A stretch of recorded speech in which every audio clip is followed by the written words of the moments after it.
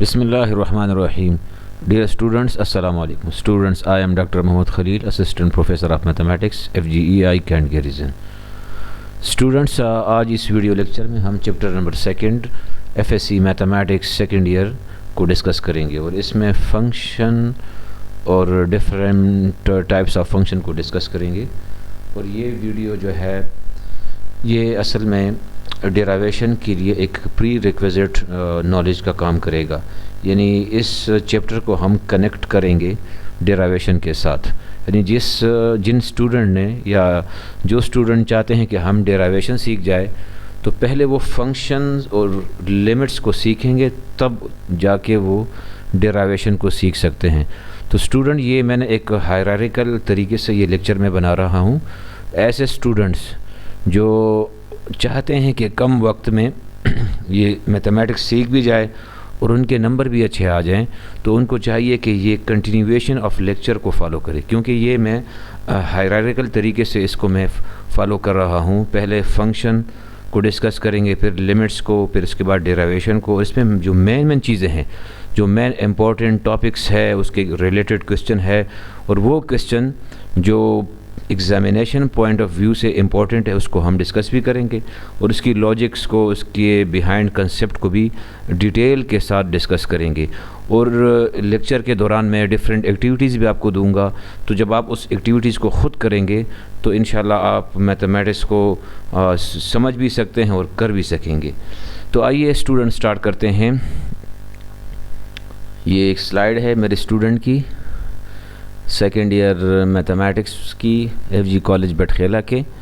तो आइए स्टूडेंट, ये है फंक्शन एंड लिमिट्स। तो what is functions? Function is the simple relationship between two sets objects, और simply it is a relation between two variables. तो एक सिंपल डिफिनेशन है फंक्शन की। अगर आपसे कोई पूछे कि फ़ंक्शन है क्या, तो आप सिंपल ये कहेंगे कि function is a relationship between two variables. जब दो वेरिएबल या दो चीज़ों के दरमियान कोई रिलेशनशिप डेवलप हो जाए तो उसका नाम सिंपल है function, under some specific rule. लेकिन आपने शार्टली बस ये जहन में रखना है कि फ़ंक्शन क्या है, a relationship between two variable. अब इसकी नोटेशन क्या है? इसकी नोटेशन को आप देखें, ये सिंपल नोटेशन है, y is equal to f of x। इसका मतलब है y is a function of x। इसमें x होगा इंडिपेंडेंट और y क्या होगा, डिपेंडेंट। इसको हम सिम्बॉलिकल इस तरीके से भी लिख सकते हैं। ये देखें, function from x to y, ये दोनों symbolical way of representing a function है। First y is equal to f of x और सेकंड है function from x to y। यहाँ पर x क्या होगा, इनपुट होगा, और y क्या होगा, आउटपुट होगा। x is said to be domain and y is range. तो स्टूडेंट, इस अभी जो रिमेनिंग अभी जो इस सिर्फ और सिर्फ फंक्शन की symbolic representation along with input output जो वेरिएशन आ रही है फंक्शन में, उसको डिस्कस करेंगे। इसको आप देखें, ये है suppose y is equal to function of x। इसको सिंबॉलिकली हम इसको इस तरह लिखते हैं। मैं इसकी एग्जांपल लिखता हूँ, example y is equal to x square. अभी यहाँ पर क्या है, इसमें दो वेरिएबल है x एंड y, ये इनके दरमियान क्या है, एक रिलेशनशिप है। अभी इसमें इंडिपेंडेंट क्या होगा, ये एग्जाम्पल को मैं लिखता हूँ, एग्जाम्पल इसमें है y is equal to x square. अभी x और y के दरमियान रिलेशनशिप, तो फर्स्ट हम क्या करेंगे, इसकी सिंबॉलिक रिप्रेजेंटेशन। तो y इसमें आउटपुट है और x बीच में क्या है, इनपुट है। तो इसको हम इस तरह सिंबॉलिकली लिखते हैं, y is equal to f of x, या इसको एक दूसरे तरीके से लिखेंगे, function from x to y। और y हमारे पास क्या है, यहाँ पर मैं लिखता हूँ y, दैट इम्प्लाइज, ये आगे मैं लिखता हूँ फंक्शन फ्राम x टू, ये y की वैल्यू हम लगा देंगे एक्स स्क्वायर। ये एक सिंबॉलिक रिप्रेजेंटेशन है। इसी तरह अगर मैं कोई और इस तरह क्वेश्चन लिखूँ, सपोज मैं लिखता हूँ y is equal to sine x, तो इसकी सिंबॉलिक रिप्रेजेंटेशन क्या होगी। अब ये देखिए, यहाँ पर इसको मैं लिख सकता हूँ y is a function of x। तो आप लिखेंगे y is equal to f of x, यानी x पर काम होगा, जिसमें आप इनपुट देंगे तो उस पर साइन अप्लाई होगा, तो उसके बाद रिजल्ट y आएगा। तो इसको हम सिंबॉलिकली इस तरह लिखते हैं।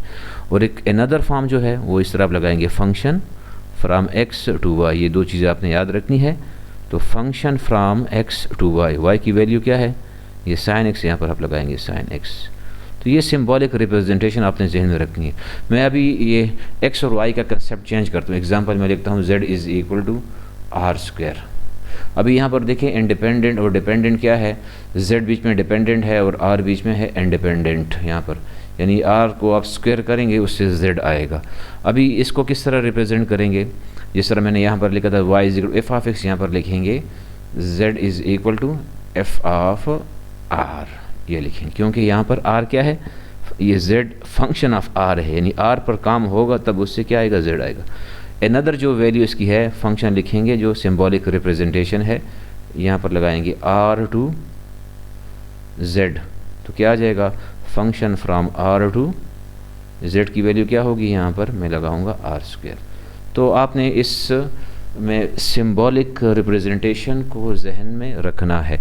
अभी इसकी न्यूमेरिकल एग्जांपल करते हैं कि न्यूमेरिकली फंक्शन में वेरिएशन किस तरह आती है।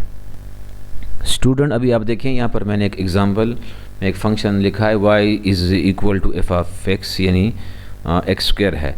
अभी इसमें इंडिपेंडेंट क्या होगा, आप लिखेंगे इंडिपेंडेंट यहाँ पर है x और डिपेंडेंट यहाँ पर क्या है, इज़ इक्वल टू y। अभी अगर आपने फंक्शन की वैल्यू फाइंड करनी है, यानी find the value of function for find image या आउटपुट इमेज फॉर, इमेज का मतलब रेंज हो गया, यहाँ पर इसको मैं लिखता हूँ range, image for x is equal to 1 2 और 3, यानी आपने x 1 2 3 के लिए y की वैल्यू फाइंड करनी है। तो फर्स्ट क्या करेंगे, put x is equal to 1। अभी इस फंक्शन में x1 पुट करें तो y क्या आएगा, y is equal to 1 square 1, तो y की वैल्यू क्या आ जाएगी, 1 आ जाएगी। इसी तरह अभी क्या करेंगे, for x is equal to 2 के लिए, यानी इसमें अभी 2 पुट करें तो y क्या आएगा, y is equal to 2 square, तो y क्या आ जाएगा, 4 आ जाएगा। इसी तरह similarly on the same construct put x is equal to 3, so y is equal to 3 square, we will get 9, तो y आ जाएगा 9। अभी फंक्शन की वैल्यू क्या होगी, आपने लिखना है डोमेन, यानी x value x is equal to 1 2 और 3, और इसके लिए y क्या आएगा, इसके आएगा 1 आएगा, 4 और 3 9। तो ये इस तरह फंक्शन में जो वेरिएशन होगी आप इस तरह फाइंड करेंगे।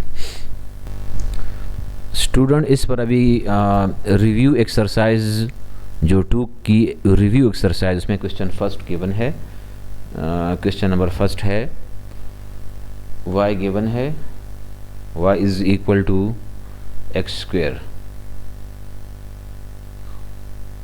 Plus 4x minus 3 divide by x plus 3 square. Question में है व्हाट इज़ इंडिपेंडेंट वेरिएबल, या इसमें लिखा हुआ है the independent variable of this function. तो आंसर क्या लिखेंगे, इसमें इंडिपेंडेंट क्या है, इंडिपेंडेंट का मतलब होगा, आप यहाँ पर इसकी एक्सप्लेनेशन लिखेंगे, इंडिपेंडेंट मीन का मतलब x वैल्यूज़, इसका दूसरा नाम है इनपुट वैल्यूज़, या इसका दूसरा नाम है प्री इमेज।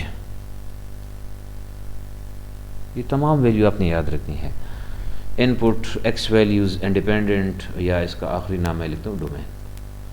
तो सिंपल ये सिर्फ आपकी नॉलेज के लिए कि x का मतलब है इंडिपेंडेंट या प्री इमेज या डोमेन इनपुट।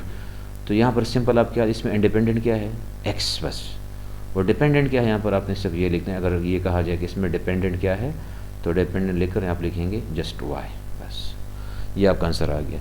इसी तरह ये क्वेश्चन नंबर, इसको आप देखें ज़रा, क्वेश्चन नंबर आपका है, क्वेश्चन नंबर ये MCQs नंबर 2 है।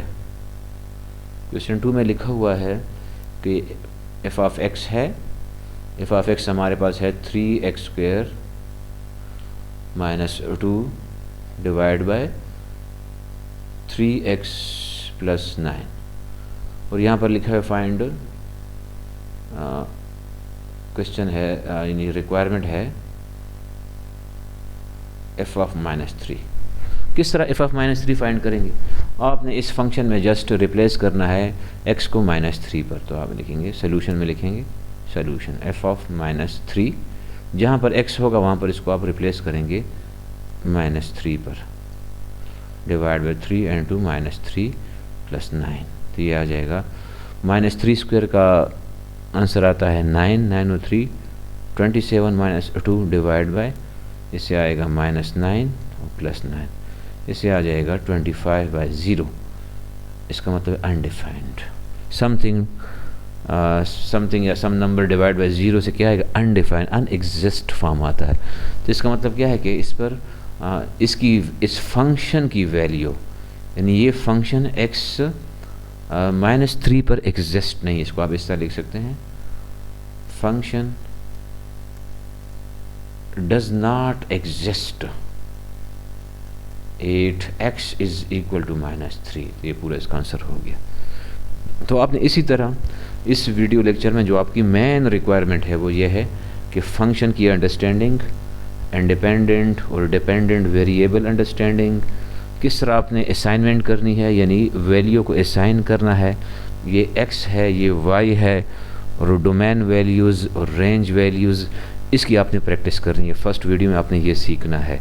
तो ये जितने लेक्चर भी होंगे ये एक कंटिन्यूएशन होगी, यानी फंक्शन को अंडरस्टैंड करना, फिर इंडिपेंडेंट और डिपेंडेंट को अंडरस्टैंड करना। अगली वीडियो लेक्चर में हम डोमेन और रेंज को डिस्कस करेंगे। ये एक सीरीज़ ऑफ लेक्चर्स होंगे जिसमें आप स्टेप बाय स्टेप मैथमेटिक्स को एग्ज़ाम ओरिएंटेड के हिसाब से आप सीखेंगे। तो इंशाल्लाह इस वीडियो की आप प्रैक्टिस करें।